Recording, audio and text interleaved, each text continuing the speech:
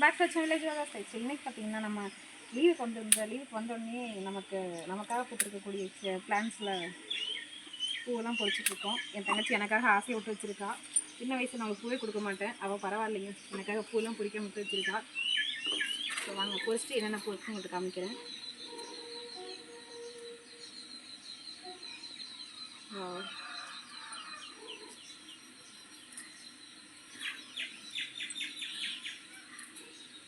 பார்க்க பொறிக்கிறதுக்கே மனசு பண்ணிடுங்க, அவ்வளோ அழகாக இருக்குது.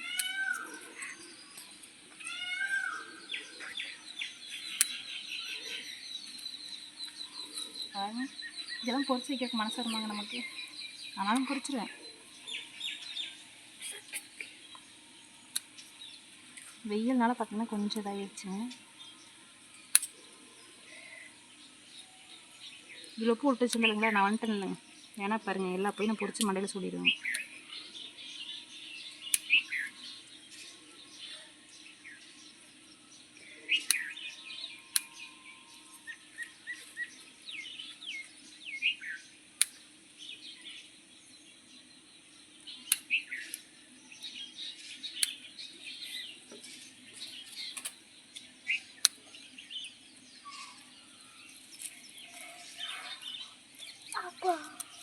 வாஷ் பண்ணிட்டு எல்லாத்தையும் எடுத்துட்டு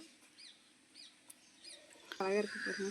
பொறிச்சு வைப்பீங்களா இல்லை செடியில் விட்டு வெடிக்க பார்ப்பீங்களா மட்டும் சொல்லுங்கள். நான் வந்து 2வது ரகங்க.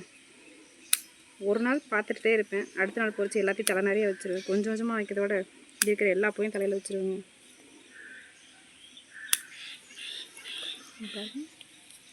வா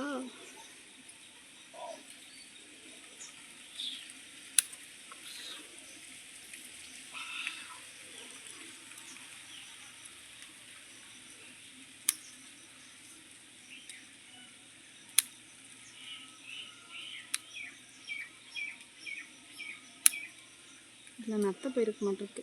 பாருங்க இப்படி மெனி இருக்குது.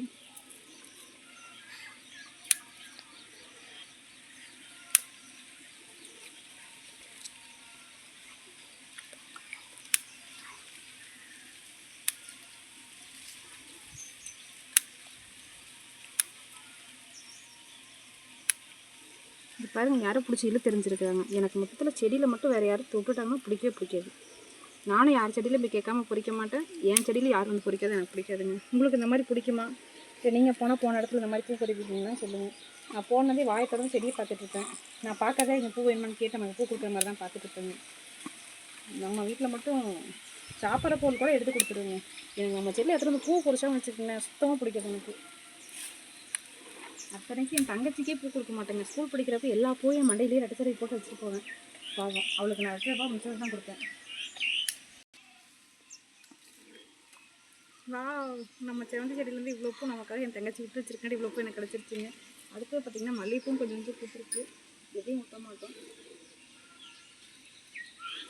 2 பூ கிடச்சிதுங்க, செம வாசங்க. வச்சிடல வாங்க. இது நம்ம நாட்டு ரோஸுங்க. இது என் தங்கச்சி ஸ்கூல் படிக்கிறப்ப வாங்கி வச்சது.